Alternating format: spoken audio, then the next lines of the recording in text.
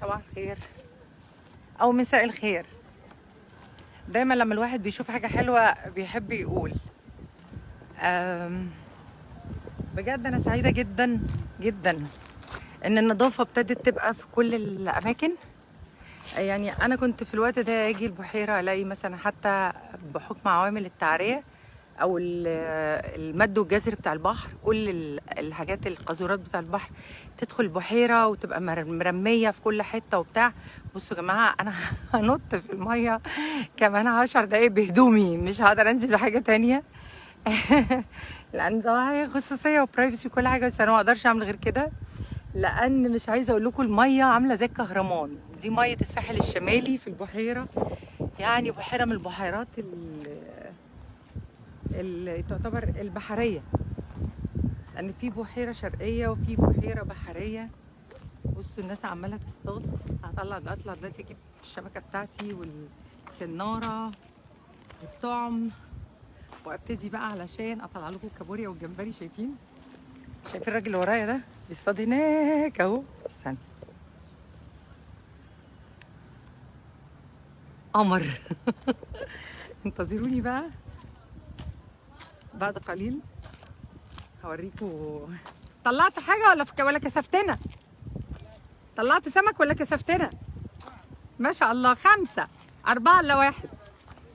بصوا يا جماعه هقول لكم على حاجه. ساعات ربنا سبحانه وتعالى يرزق واحد بيصطاد من بتوع الامن او واحد عادي حتى زاير او واحد مؤجر او اي مكان ايه، وتلاقي نفسك انت اللي عندك. مساء الفل على عيونكم يا حبايبي، اخبارك ايه؟ فضحتونا ولا مطلعين سمك؟ استنى اما اطلعكم. استنوا اهو. قولوا بقى ازيك يا روح قلب المدام، اخبارك ايه؟ والله توحشتوني انتوا اكتر، والمصحف والله العظيم وحشتوني. طلعتوا سمك ولا لا يا راجل يا ابو جورج؟ طب وريني كده، وري الناس دول الحبايب اللي حواليا، وريني. هي دي بس، دي على ما تتشوي تتهري. طب انا عايزه اعلمك حاجه. السمكه اللي انت مش هتاكلها وما تنفعش تتاكل وما ينفعش تصطاد بيها، ارميها للسمك ياكلها، عشان حرام تسيبها تبوظ، عشان ده قانون ربنا. اوعاك تاخد حاجه انت مش محتاجها، اوعاك. يلا سلام عليكم. ما عنديش حاجه اقولها غير اخر حاجه كانت جت بالصدفه من غير ما احنا من غير ما نتفق. اوعاكوا انتوا كمان تاخدوا حاجه انتوا مش محتاجينها.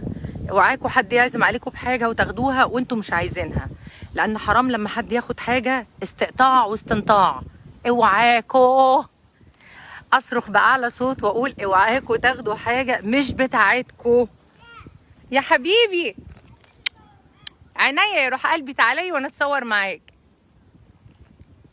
السلام عليكم ورحمه الله وبركاته، واتمنى لكم كل خير، واتمنى لكم الفرح والسرور والهنا والهم يغور. وفاء.